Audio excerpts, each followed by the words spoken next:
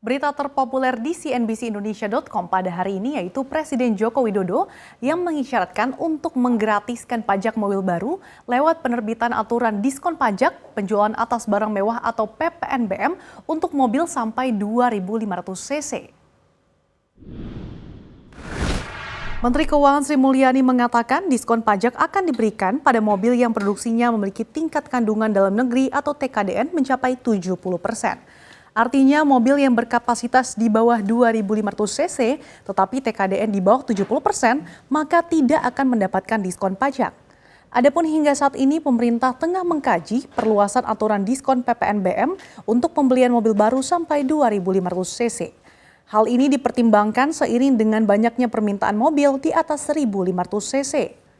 Sejauh ini kebijakan relaksasi PPNBM yang mulai berjalan sejak 1 Maret 2021 secara bertahap baru diberikan untuk segmen KBM roda 4 segmen sedan dan 4x2 dengan kapasitas mesin di bawah 1.500 cc dan diproduksi di dalam negeri.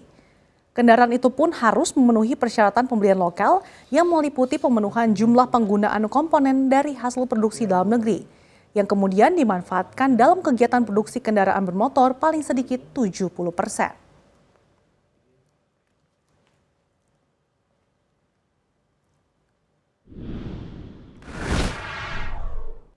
Berita terpopuler di cnbcindonesia.com selanjutnya itu terkait dengan investasi China di Myanmar yang menjadi sarang amukan massa dalam demo menentang kudeta junta militer di Myanmar.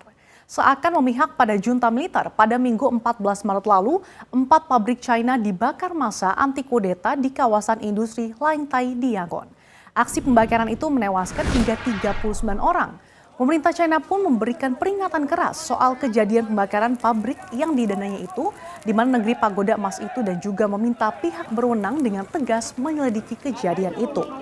Selain itu, pemerintah China memberi peringatan keamanan ke semua warganya, khususnya yang memiliki aktivitas bisnis di Myanmar. China mengingatkan aksi warga Myanmar akan membuat ketidakstabilan ekonomi, mengingat Beijing telah memberikan banyak pekerjaan ke warga Burma. Selain pabrik, sekelompok massa juga meneriakkan rencana menghancurkan pipa gas terbesar China Myanmar pada demonstrasi di Mandalay.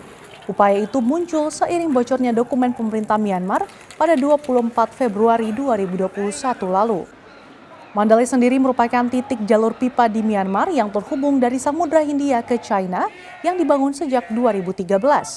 Pipa tersebut membawa minyak senilai 1,5 miliar dolar sejauh 770 km. Pejabat China pun telah meminta junta Myanmar untuk memberikan keamanan yang lebih baik ke fasilitas milik China, termasuk data intelijen untuk membendung aksi kelompok etnis minoritas bersenjata di jalur pipa tersebut. Seperti diketahui, masyarakat anti kudeta Myanmar menilai China bersikap seakan-akan memihak pada junta militer dan tidak akan memberikan kecaman serta sanksi sekeras negara-negara barat.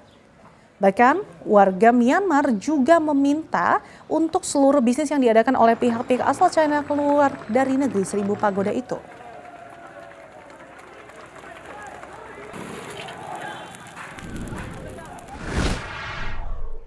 Berita terpopuler selanjutnya di cnbcindonesia.com yaitu terkait dengan 7 roket dikabarkan diluncurkan dan juga menargetkan pangkalan udara yang menampung pasukan Amerika Serikat di utara Baghdad, Irak. Dilansir dari AFP, ke-7 roket tersebut tidak berhasil mengenai area vital di pangkalan itu. Sejauh ini belum dilaporkan adanya korban jiwa atau kerusakan dan belum ada pihak yang mengaku bertanggung jawab atas insiden ini. Aksi peluncuran roket ini merupakan yang terbaru dalam serangkaian serangan yang secara rutin dialamatkan pada Amerika Serikat pada faksi-faksi terkait Iran.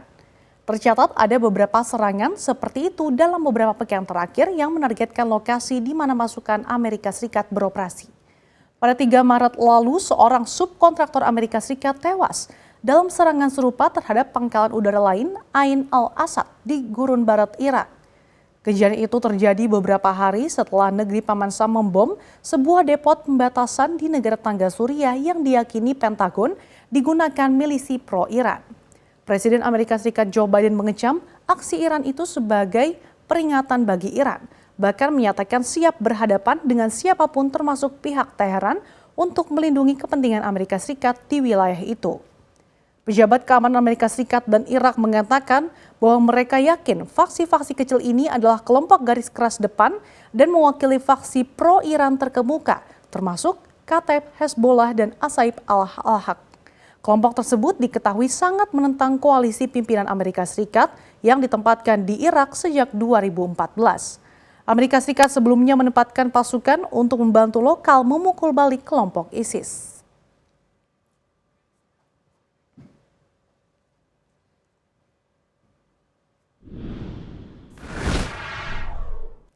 Berita terpopuler selanjutnya itu terkait dengan Menteri BUMN Erick Thohir yang melakukan perombakan pada jajaran direksi PT Pelabuhan Indonesia Persero atau Pelindo. Perubahan struktural tersebut dilakukan pada Pelindo 1, 2, 3, dan juga 4. Untuk Pelindo 1, Menteri BUMN Erick Thohir mencopot Dani Rusli Utama dari jabatannya selaku Direktur Utama. Dani digantikan oleh Prasetyo yang sebelumnya menjabat sebagai Direktur Transformasi dan Pengembangan Bisnis Pelindo 1. Prasetyo bukan orang baru di Pelindo 1 sebelum menjadi Dirut yang merupakan Direktur Transformasi dan Pengembangan Bisnis. Kemudian posisi yang ditinggalkan Prasetyo diisi oleh Joko Nur Huda. Dan inilah direksi baru Pelindo 1. Selanjutnya untuk Pelindo 2, perubahan terjadi pada posisi Direktur Keuangan. Menteri BUMN Erick Thohir menyetujui pengangkatan Mega Satria sebagai Direktur Keuangan Pelindo 2. Setelah sebelumnya menjabat sebagai Direktur Keuangan PT Bukit Asam atau PTBA. Adapun Mega Satria menggantikan posisi Yon Irawan. Berikut ini adalah susunan terbaru direksi Pelindo 2. Kemudian untuk Pelindo 3, Erick menunjuk Boy Robianto sebagai Dirut menggantikan U. Saifuddin Nur. Boy Robianto sebelumnya merupakan Direktur Teknik di Pelindo 3 dan kini posisinya diisi oleh Kokok Susanto yang sebelumnya adalah Direktur Transformasi dan juga Pengembangan Bisnis. Kemudian tempat Kokok diisi oleh Yon yang sebelumnya merupakan Direktur Keuangan Pelindo 3. Dengan demikian susunan terbaru direksi Pelindo 3 sebagai berikut. Terakhir, untuk Pelindo 4, Menteri BUMN Erick Thohir menetapkan Adi Sutrisno sebagai Direktur Sumber Daya Manusia. Adi Sutrisno sebelumnya merupakan GM PT Pelindo 4 Cabang Terminal Peti Kemas Makassar, menggantikan M. Asyari yang wafat per 10 Januari 2021 lalu. Dan berikut susunan direksi terbaru Pelindo 4.